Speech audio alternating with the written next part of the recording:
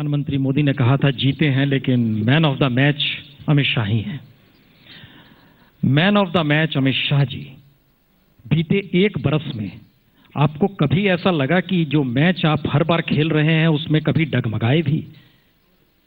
जब हम मीडिया को हमारी बात कन्वे नहीं कर पाते, समझा नहीं पाते हैं, तब ऐसा लगता है कहीं न कहीं निर्बल हैं।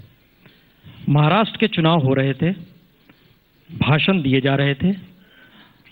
प्राइम मिनिस्टर मोदी ने उस वक्त कहा था हफ्ता वसूली पार्टी, उसके साथ आप महाराष्ट्र में सरकार बनाकर खड़े हैं। जनता की भावनाओं से ये खिलवाड़ नहीं? ना, ऐसा नहीं है। शिवसेना के साथ हमारा गठबंधन बहुत पुराना है। जब चुनाव में आरोप प्रत्यारोप होते हैं, इसको सिद्धांतों के साथ नहीं जोड़ना चाहिए। शिवसेना हमारी बहुत पुरानी सहयोगी पार्टी है और महाराष्ट्र में भी हम लड़ते थे, मगर उस वक्त भी मोदी जी ने कहा था कि हम ना बाला साहब ठाकरे के खिलाफ कुछ बोलेंगे, ना शिवसेना के खिलाफ। जम्मू कश्मीर बाप बेटी की सरकार, अलगाववादियों के साथ की सरकार, इन्हें वोट ना दिया जाए, लेकिन सरकार में आप दोनों मिलकर साथ चला रहे हैं।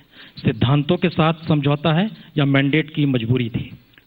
जनता ने एक प्रकार का मैंडेट दिया है और मैं मानता हूं कि इस मैंडेट ने ही दो अलग अलग ध्रुव पर खड़े हुए, सैद्धांतिक रूप से दो अलग अलग ध्रुव पर खड़े हुए दोनों पार्टियों को इकट्ठा लाए हैं। मुझे भरोसा है कि ये सरकार जो बनी है वो कश्मीर की समस्या के समाधान के दिशा में बहुत अच्छा काम करेगी और अब तक जो सरकार चली है इसके भरोसे से मैं कह सकता हूं पुण्य प्रसून जी की सरकार अच्छा काम करेगी। इसमें कहीं पर सिद्धांतों का समझौता नहीं। क्या ये संकेत है कि आने वाले वक्त में मैंडेट अगर जनता कुछ बिहार में ऐसा दे दे, यूपी में कुछ ऐसा दे दे, बंगाल में कुछ ऐसा दे दे, तो जिनके खिलाफ आप आज बोल रहे हैं कल उनके साथ खड़े होंगे? मालूम नहीं आप कहां से रिपोर्ट लाते हैं, मगर बिहार के अंदर कोई मैंडेट, कंफ्यूज मैंडेट आने का सवाल ही नहीं है। बिहार में पूर्ण रूप से पूर्ण बहुमत के साथ भारतीय जनता पार्टी की सरकार होने जा रही है। हमें ये याद आ रहा है महाराष्ट्र के चुनाव के समय भी आपने ऐसा ही भाषण दिया था। ये भी याद आ रहा है जम्मू कश्मीर में भी आपने ठीक यही बात कही थी। ठीक है, जम्मू कश्मीर और महाराष्ट्र दोनों में हम अकेले पहली बार लड़ रहे थे। बिहार के अंदर हमारा संगठन का आधार है, हमने सरकार वहां पर चलाई है एक हिस्सेदार नाते, और जब तक भारतीय जनता पार्टी सरकार में थी विकास भी हुआ, जंगल राज भी नहीं दिखाई पड़ता था। और जब से भारतीय जनता पार्टी सरकार से बाहर निकली है विकास भी ठप पड़ गया है और जंगल राज भी दिखाई पड़ता है। बिहार की जनता ठीक से जान गई है कि विकास किसके कारण होता था और जंगल राज से मुक्ति किसके कारण मिलती थी। दोनों चीजों का जवाब भारतीय जनता पार्टी में ही है। तो क्या ये आप मान रहे हैं कि मैंडेट के लिए विचारधारा छोड़ी जा सकती है? क्योंकि जनसंघ और आरएसएस 370 को लेकर जिस तरीके से उनकी शिराओं में दौड़ती थी ये बात, आपने जम्मू कश्मीर को लेकर उसे पलट दिया। मैं थोड़ा आपको पीछे ले जाना चाहूंगा, शायद आपको मालूम है मगर आप बोलना नहीं चाहते। एनडीए की सरकार बनी तब भी कॉमन मिनिमम प्रोग्राम में 370 नहीं था। ना 370 जम्मू कश्मीर की सरकार हटा सकती है।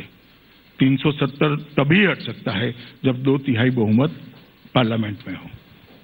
तो आप ये कह रहे हैं कि जब केंद्र में सरकार बनी उस समय जो मंत्री ने कह दिया 370 का जिक्र कर दिया, तो क्या इस बात के वो संकेत थे कि 370 का जिक्र तो मैं आज भी करता हूं कि हम भारतीय जनता पार्टी मानती है कि धारा 370 नहीं होनी चाहिए, मगर वो जम्मू कश्मीर की सरकार नहीं हटा सकती। इस एक बरस के दौर में आपको कभी ऐसा लगा कि सरकार जिस दिशा में जा रही है और बीजेपी उस दिशा में सरकार के पीछे खड़ी है, या बीजेपी को ऑर्गेनाइजेशनली जिस दिशा में आपको ले जाना है सरकार को उस दिशा में पॉलिसी बनानी है? देखिए, सरकार और संगठन दोनों का काम अलग है। सरकार के मैनिफेस्टो के आधार पर अच्छा काम कर रही है, हर पैरामीटर्स में अच्छा काम कर रही है।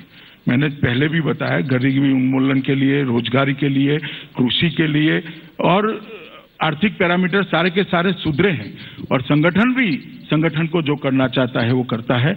और पुण्य प्रसून वाजपेयी जी, मैं आपको बताऊं कि सरकार के अच्छे कामों का ही नतीजा है कि जब भारतीय जनता पार्टी के कार्यकर्ता एक परिश्रम कर लोगों के बीच में गया, तो जिस पार्टी को 17 करोड़ वोट मिले थे वो पार्टी 11 करोड़ सदस्य बनाने में सफल हुई और संसार का सबसे बड़ा राजनीतिक दल बन गया। क्या ये माना जाए कि सबसे ज्यादा पार्टी के सदस्य बनाने के बाद आप ये मानकर चल रहे हैं कि जब ज्यादा संख्या में मेंबर्स बन जाते हैं तो वो आपके हक में हो जाते हैं?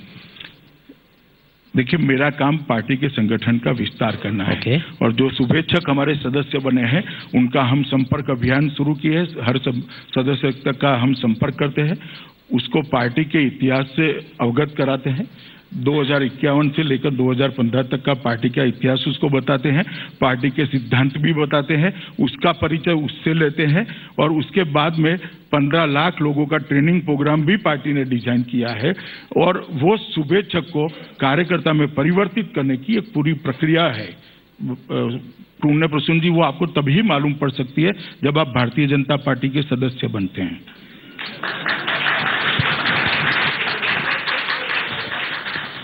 यानी इसका मतलब है कि देश में लोग बाकी जो बच गए 14 करोड़ के अलावे। नहीं, मेरा तो आह्वान है सबको, सब लोगों ने भारतीय जनता पार्टी की विचारधारा स्वीकार करनी चाहिए क्योंकि अच्छी विचारधारा है और एक ही विचारधारा है जिसके केंद्र बिंदु में देश हित है। ये केंद्र बिंदु में राष्ट्रवाद और हिंदू राष्ट्रवाद, इसमें आप खुद को कहाँ खड़ा पा रहे हैं? क्योंकि यह आह्वान पूरे देश से आप कर रहे हैं। इस देश के भीतर तमाम धर्मों के लोग रहते हैं और बार बार इस बात का जिक्र होता है कि हिंदू राष्ट्र। मैंने राष्ट्रवाद कहा है, लेकिन हम हिंदू राष्ट्रवाद कह रहे हैं। तो वो आपकी एक अलग पार्टी बनाइए और आप बताइए लोगों को। इसका एक मतलब ये है कि राष्ट्रीय स्वयंसेवक संघ जिस हिंदू राष्ट्रवाद। आपके विचार मुझ पर क्यों थोप रहे हैं? नहीं, हम सिर्फ जानना चाह रहे हैं क्योंकि प्राइम मिनिस्टर मोदी भी आरएसएस से निकले हुए हैं और आपने भी आरएसएस के साथ काम किया। प्राइम मिनिस्टर मोदी ही नहीं, भारतीय जनता पार्टी के सारे प्रमुख नेता आरएसएस से निकले हुए हैं, इसमें हमने कोई कंफ्यूजन नहीं और ना आरएसएस और हमारे बीच में कंफ्यूजन है, ना आप पैदा कर पाओगे।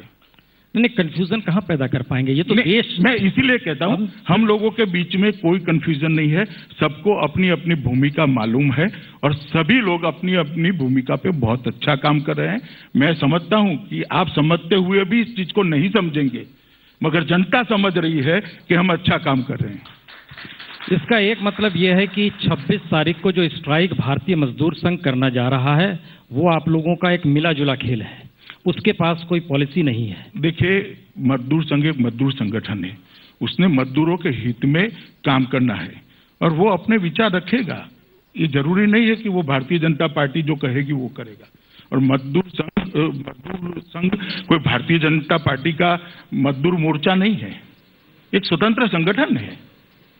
वो अपने विचारों के लिए लोगों के सामने अपने विचार रख सकता है और वो क्या इंटुक भी रख सकती है, कम्युनिस्ट भी रखते हैं, सबके विचारों का स्वागत है। सरकार ने सबको सुनकर नीति बनानी चाहिए और हमने अभी 3 दिन पहले ही मोदी सरकार ने देश के सभी 10 मजदूर संगठनों के साथ चर्चा करी है और उसके आधार पर नई नीति बनेगी। नहीं, क्योंकि जिक्र बार बार सरकार की तरफ से टीम इंडिया का हो रहा है। हमें लग रहा है कि बीजेपी से बड़ा देश है, ये तो मानेंगे ना आप कि देश को बीजेपी में शामिल कर लिया जाए। टीम इंडिया की कल्पना ही वही है कि अन्य राज्यों के मुख्यमंत्री ही टीम इंडिया के मेंबर है। तो क्या ये माना जाए कि जो टीम इंडिया के मेंबर्स हैं, अगर उनके भीतर विरोध है तो उनको सहमति बनाने के लिए उन्हें बीजेपी का सदस्य बनाया जाए? विरोध तब तक होता है जब तक वो चुनकर मुख्यमंत्री नहीं बनते, चुनाव होता है। चुनने के बाद मुख्यमंत्री सिर्फ अपनी पार्टी का मुख्यमंत्री नहीं होता है, पूरे राज्य का होता है और प्रधानमंत्री अपनी पार्टी का प्रधानमंत्री नहीं होता है, पूरे देश का प्रधानमंत्री होते हैं। तो फिर और मुझे लगता है कि ये कंसेप्ट अगर आप भूल गए हैं तो 7वीं कक्षा के नागरिक शास्त्र के अंदर ये ठीक से एलोबरेट किया हुआ है। एक बार आप पढ़ लीजिए तो आपको ठीक से मालूम पड़ जाएगा। नहीं, हमें लगता है ये सरकारिया कमीशन ने भी इस बात का जिक्र किया था जिसका आप करना चाह रहे हैं, जिस टीम इंडिया का जिक्र करना चाह रहे हैं। फिर वो कौन सी वजह है कि आप जो बिल लेकर आते हैं उसी टीम इंडिया के सदस्य रोकने के लिए तैयार हो जाते हैं और वो कहते हैं कि आप जो है देश के खिलाफ जा रहे हैं? देखिए, टीम इंडिया का मतलब ये नहीं है कि हर पार्टी अपनी अपनी राजनीतिक विचारधारा लुप्त कर दे Bharatiya Janata party. Team India का मतलब है कि विकास के मुद्दे पर सब एक समान प्लेटफॉर्म पर आकर देश के विकास को गति दे और किसी भी बिल पर अगर किसी राजनीतिक पार्टी को अलग सोच रखनी है तो पार्लियामेंट में रख ही सकता है और रखते भी है, उसमें मैं कोई बुराई नहीं देख रहा। तो आप ये कह रहे हैं कि जो लोग विरोध कर रहे हैं भूमि अधिग्रहण बिल का और वो कह रहे हैं कि किसान विरोधी मोदी सरकार है, वो गलत कह रहे हैं या उनका नजरिया अलग है? हम ऐसा मानते हैं कि ये बिल किसान विरोधी नहीं है, इससे किसानों का फायदा होने वाला है और हम ये बात जो बिल के साथ में नहीं है उनको भी समझाने का प्रयास कर रहे हैं। तो फिर ये सेलेक्ट कमेटी के पास जो भेज दिया गया, ये काम तो पहले दिन भी हो सकता था, इतनी लंबी बहस क्यों की गई? मगर वाजपेयी जी, मुझे एक बात बताइए, यहाँ बैठकर आप पार्लियामेंट क्यों चला रहे हैं? क्योंकि वो सरकार सदन ने तय करना है कि सिलेक्ट कमेटी में भेजना या नहीं भेजना। आप अभी तो मेंबर पार्लियामेंट बने नहीं है, ना आपके पास भैया मताधिकार है। अब सदन उसको कमेटी के पास भेजना चाहता है तो उसमें आपको क्या आपत्ति है? इसलिए क्योंकि इस देश के भीतर जितनी बड़ी तादाद में किसान हैं और जो पॉलिसी बन रही है और जिस मेक इन इंडिया का जिक्र हो रहा है, ये सवाल बार बार उठ रहा है कि हाशिए पर जो इस देश का तबका है, 70 करोड़ लोग जो हैं, उनको लेकर क्या मैसेज दिया जा रहा है? क्योंकि आप एक तरफ कहते हैं, राहुल गांधी दूसरी तरफ कहते हैं, कम्युनिस्ट पार्टी किसी तीसरी दिशा में चली जाती है। देखिए, सबने अपनी अपनी बातें जनता के सामने रख दी है, जनता को फैसला करने दीजिए। हम मानते हैं कि ये बिल ठीक है, अन्य पार्टियों को नहीं लगता ये बिल ठीक नहीं है, तो जनता निर्णय करेगी जब उचित समय आएगा।